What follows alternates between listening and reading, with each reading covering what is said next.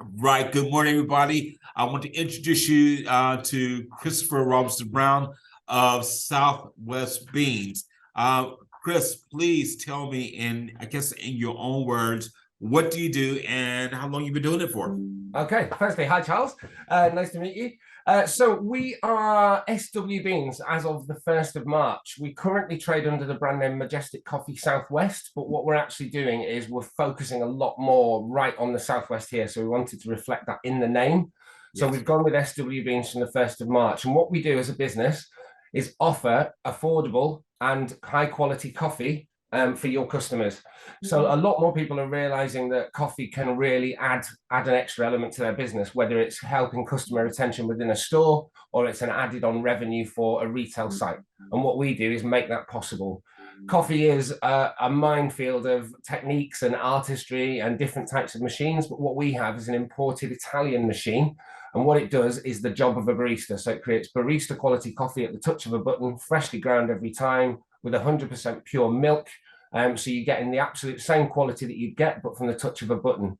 Now, what that means for businesses is they're not having to invest in staffing and time to cover that. So it's an extra revenue stream to help their business survive and to get through these tough times, but without the extra costs. Great, great. And how long have you been doing it for? So I've been in the industry for about 14, 15 years in various guises. Started off actually at the ground level, making the coffee for people with my own cafe in Manchester. And then when we moved down to Cornwall about 8 years ago, started up the business as it stands now. And like I say, from the 1st of March, we're going to be SW Beans, which is the new version of the business, which is much more focused on creating own brand coffee solutions for people. So we're very aware that on the high street, you can often walk down and you'll see numerous of the same coffee signs, Yeah. which means they're all in competition with each other. We want to work a little bit different. We want to help those individual venues and businesses stand out.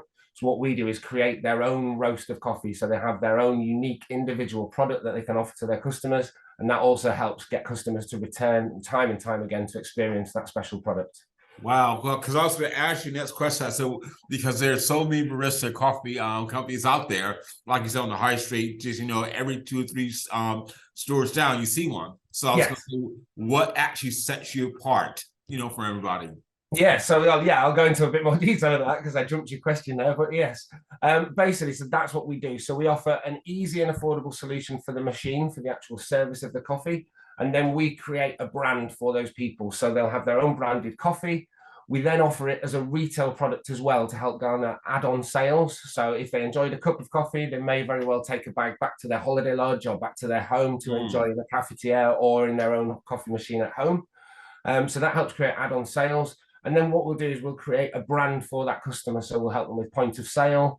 We'll provide them with street signs or whatever is appropriate for their business. And again, that is quite a unique point. A lot of the existing coffee companies have a sign. That's what you get, deal with it kind of thing. What we will do is speak to the customer and ask them what point of sale will help, what works for you. And then we'll go away and create an individual bespoke point of sale for that venue, for that customer, again, to help achieve the best sales possible. Wow, you need to get here. Yeah, absolutely. Yeah. We love our coffee over here too. Fantastic. Yeah, we get you one. Yeah, that's great. That's great. And you've been in this industry for, like you said, last 14, 15 years. And I guess you've seen many changes, change on the high street, I guess people's attitude towards coffee, Yeah. and also there's been, many changes in the country in regards to COVID and how do how businesses are able to navigate around that and the challenges that are brought. So for yourself, how did COVID-19 impact you in your business? I mean, it was a huge impact because obviously pretty much my entire customer base is the hospitality industry or the retail industry, and that was just gone instantly. Yeah. So what we did, we adapted the business. We did a lot more online, but basically what we had to do was just hunker down and get through the period and hopefully come out the other side ready to go. So during that time, we did make changes to our machines. So we had an attachment put onto the side of the machine that held antibacterial wipes so people could grab one, wipe the screen down, and then make themselves a drink ready for when we came out of COVID. We also changed the style of the front panel on our machine so that it was one continuous sealed unit on the front, so there was no individual buttons that could harbor germs and things like that. So we just had to adapt.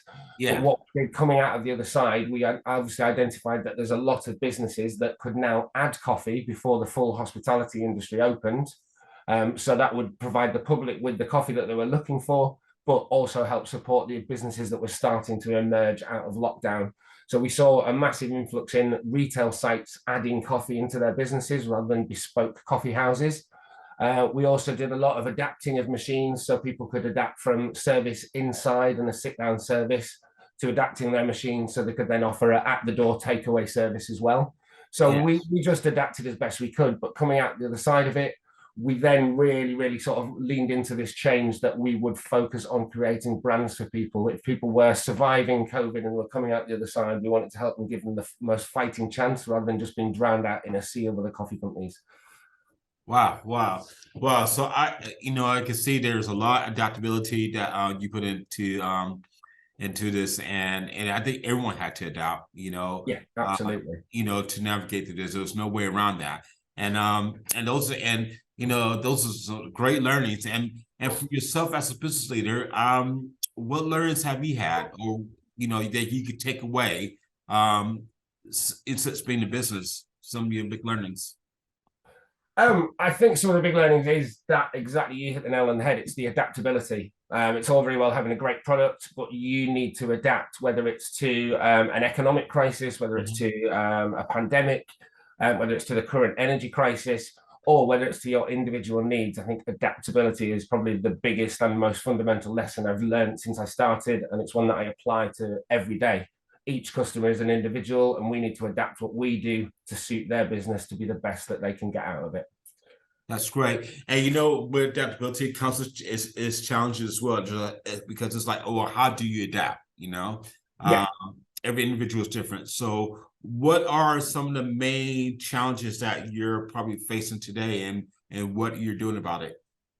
I think the biggest issue at the moment is the supply chain. Basically, obviously, with us coming out of the EU, and there's so many factors, the increase in just everyday cost. Like courier costs have almost doubled, in some cases tripled, just to get product from us to the customer, to get machinery from Italy, where we import our machines from.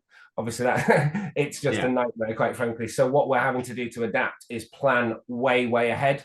So where normally we'd hold stock for the next 2 months, what we're actually doing is we're already placing forward orders for stock that we require in 6 to 8 months' time. There's a big risk factor involved in that, because obviously we don't know the way the market's going in the UK. So we're just having to follow our gut, follow our experience, and basically focus on creating the market for the business. And that leads back to that adaptability. And we found that there has been a big increase in sales and interest in our product because of the unbranding side of it. The other thing as well, the current crisis that's going on in the UK is the energy crisis. And obviously what we're finding is the demand for bean-to-cup machines is increasing dramatically, because they take about quarter of the power of a big traditional espresso machine. But people are realizing now that they can actually deliver the same quality drink from one of these machines, but cut their energy, which then helps the rest of the business survive. Come on, that's really good, really good. I love your forward thinking, and I guess those are some things that you can learn about yourself. Well, aspectly, and for yourself, is there anything else that you have learned about yourself, as a business leader, during, I guess, since you've been in business? I think that I've got much more energy than I expected to have. I've learned that I can actually cope with an 18-hour day every day and get through it. So a lot of personal things like that. I think I've learned that. I suppose that I've got that adaptability in myself. It's not just about the business being able to adapt. I need to adapt in my approach to the business, and like you just said, the forward thinking, we're having to plan a lot further ahead. And so it's a lot of learning about planning and forecasting and things like that. But it has really helped come out the other side better for it, I think. Yeah, come on. And what is inspiring you today, Chris? I think the customer reaction that we get for the product. I think we've got testimonials and things like that, but people have we've got them onto our way of doing coffee, and they've seen a dramatic increase in sales. We've actually seen one business just recently has opened up a second venue as a result, focused around the coffee that we've helped create for them. So I think the inspiration is the customers and the difference that we can make to their business. That's great. That's great. And okay, I ask you this question here. What gets you out of bed each morning? I mean, it's like, okay, what is that? What is that I guess that thing that gets you out of bed each morning to do what you do?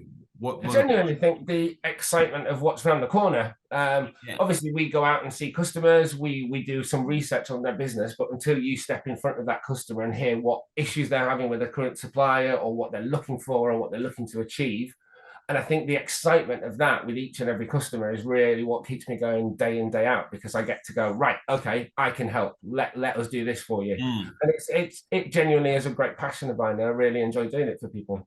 That's great. And let me ask you, if you had to start all over again, Chris, I mean, from day one, okay? Yeah. And knowing what you know now, what would you do differently? I would have become the business we are now. Yeah. Basically. Yeah, I'd have made the change to go from trying to create a coffee brand to creating coffee brands for other people. I'd have made that change earlier, because just not only from my point of view in the business success, but like I say, the actual reaction we're seeing with the customers and the increase that we're helping their businesses achieve, I think is where I need to be, and that's what's working for us. And I think coming out of COVID, we probably could have done this earlier. So I'm glad that we've now achieved that. But yeah, I would have become the business we are now sooner. Come on. And lastly, what advice would you give to an 18-year-old who wants to start their own business? I would say listen to your customers. Once you've identified the market sector, whatever you want that to be, and whatever direction you want to go, your business is nothing without your customers. They are your bread and butter. They're your inspiration. They're your troubleshooting. They'll tell you where the issues are in the business. They'll help you grow and adapt. So understand and listen to your customers would be the advice I'd give anybody. That's great. That's great. Well, Chris, I would say thank you very much. This concludes the interview.